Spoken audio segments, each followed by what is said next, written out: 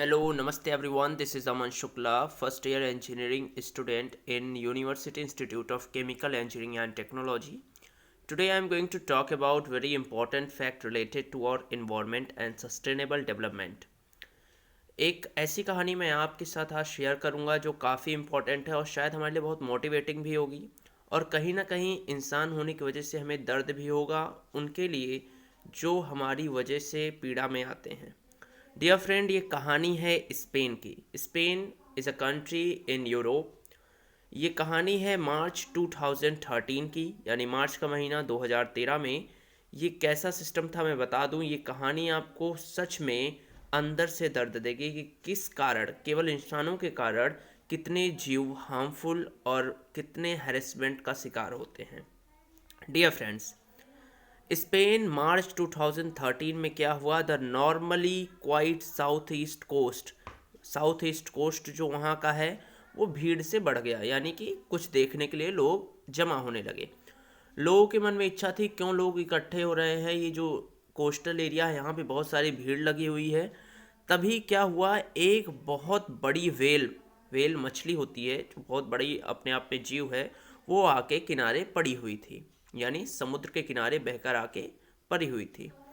तो क्या हुआ, बॉडी जो था पड़ी हुई का मतलब कि उसकी डेथ हो चुकी थी, यानी कि लोग वहाँ इकट्ठा हो रहे थे क्योंकि वहाँ पे वेल मछली का डेथ हो चुका था। लेकिन प्रॉब्लम ये थी कि वेल मछली का डेथ तो हुआ, लेकिन हुआ कैसे मैं बता दूं कि वहाँ पे उसके शरीर पे कोई घाव नहीं था। वो इतनी बूढ़ी भी नहीं लग रही थी कि उसकी मृत्यु जो है एज के कारण हो गई है, कि वो बूढ़ी हो चुकी है, मृत्यु हो गई उसकी, और किसी को कुछ भी नहीं पता लग रहा था। लेकिन डेथ तो हुई थी उसकी, और ये कोई एबनॉर्मल डेथ नहीं थी कि नॉर्मल डेथ है। नॉर्मल डेथ यानी एज के अकॉर्डिंग डेथ नहीं थी, या किसी वाउंड या किसी घाव के कारण डेथ नहीं थी।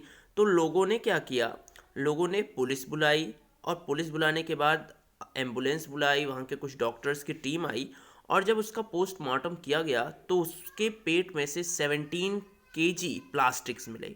आप सोच सकते हैं 17 किलो प्लास्टिक खाने की वजह से एक इतना बड़ा समुद्री जीव मर गया। क्यों? बिकॉज उसको डाइजेस्ट हुआ नहीं, प्लास्टिक है, नॉन बायोडिग्रेडेबल है, तो उसकी मृत्यु हो गई।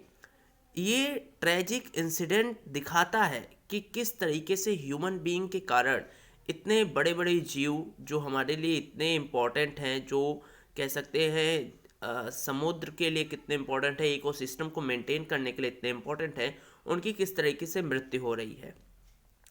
आज सच में हमें कहीं ना कहीं शर्म आती है कि we are developing, we know, लेकिन डेवलपमेंट ऐसा नहीं होना चाहिए जिससे दूसरों को प्रभाव पड़े, इतना घटिया प्रभाव। रियली आज हमारा इन्वायरमेंट, जो लैंड हम फॉरेस्ट से कवर करते थे, वहाँ सब जगह पे इंडस्ट्री लगनी चालू हो गई हैं, जंगल कट रहे हैं। गाँव में तो भी बेहतर है, लेकिन शहरों में अगर हम देखें तो मेरे ख्याल से मिट्टी भी कई शहरों में नहीं दिखती है। जो हमारे मेट्रोपॉलिटन सिटीज़ है वहाँ पे ज़मीन तक नहीं दिखता है। तो हम समझ सकते हैं कि we are, I know, we are developing, लेकिन डेवलपमेंट ऐसा बिल्कुल ना हो जिससे हमारे इन्वायरमेंट को फ़र्क पड़े, जिससे हमारे कल्चर, हमारे ट्रेडिशन, हमारे जो इकोसिस्टम है उसको प्रभाव पड़े। केवल यही एक एग्जाम्पल जो मैंने बताया, यही केवल एग्जाम्पल नहीं है। दुनिया में ऐसे रोज़ डेली घटनाएं होती हैं। कभी गाय प्लास्टिक खाने की वजह से सड़कों पे मर जाती है, कभी समुद्री जीव मरते हैं, जो जंगल होते हैं वो सूखते जा रहे हैं। ये सब केवल ह्यूमन की वजह से हो रहा है।